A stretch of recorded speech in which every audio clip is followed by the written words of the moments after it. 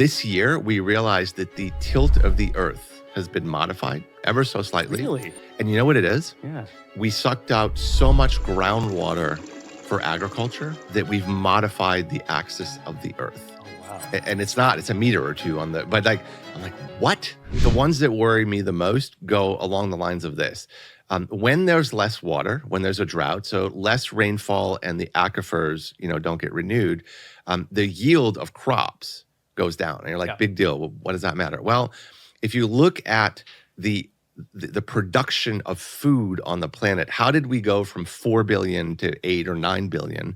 You could think, we must have cultivated more land. And actually, the answer is no. In the 1950s, 60s, when we were half about the population, globally, we kind of occupied all of the places you can grow food because it turns out that's a limited set. Yeah. There's a bunch of places you can't grow food because the soil's wrong or it's a mountain or something else. So fundamentally, the reason that we've been able to double our population is because we've gotten better at growing stuff with the same amount of land. Right, more calories per square foot. And so things like shorter wheat has basically allowed India to, because tall wheat can naturally fall when there's a lot of rain, like a monsoon. There's all this crazy stuff. Pulling nitrogen out of the atmosphere and using it as a fertilizer, like opened up the entire industrial revolution. So when you look at a curve of GDP growth and agricultural productivity, agricultural productivity lines up just above GDP.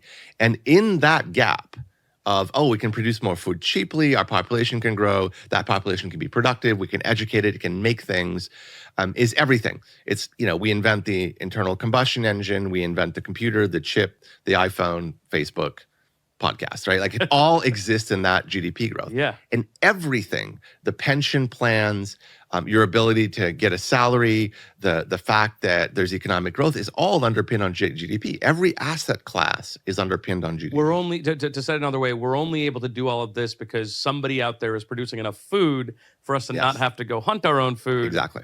And then we can, have a podcast and run a venture fund. And exactly. Run a because you and I are not actually hunting our dinner, we can sit here and talk about this.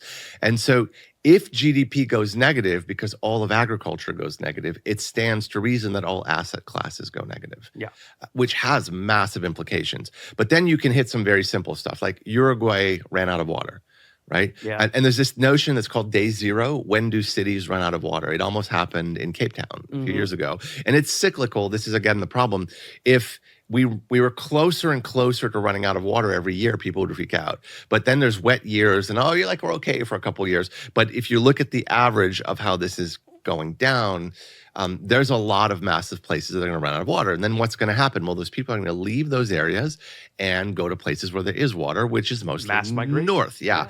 So then you end up with closed borders, people piling up at those borders. You have refugee camps. Usually the political spectrum swings right when these things happen.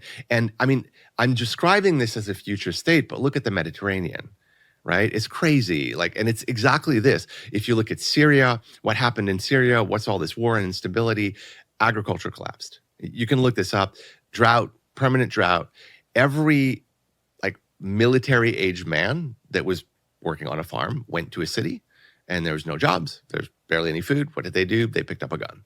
And then you get Syria. And so this has been happening for the last 10, 20 years, and it's just going to accelerate. Yeah. But then if you start losing water in major cities, there's this crazy stuff. Like this year, we realized that the tilt of the Earth has been modified ever so slightly. Really? And you know what it is? Yeah. We sucked out so much groundwater for agriculture that we've modified the axis of the Earth. Oh, wow. And it's a meter or two on the, but I'm like, what? Yeah. What? And so when the ground reservoirs go, when we lose, the Hoover Dam is going to go Deadpool. It's only a matter of time.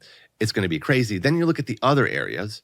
So Canada, where I'm from, was supposed to be okay. Like if you look at and we've had one of the worst years of agriculture because we have too much water. Yeah. And now I can sit here, unfortunately, and say, look at Libya. The dams just busted. And the stories that you hear are apocalyptic, they're biblical apocalyptic of two massive waves of water washing an entire city, and they're still pulling the bodies out of the ocean as we sit here. Yeah. And so, I don't think people have computed this. The dams will break or they will go dry. And so we just can't survive this.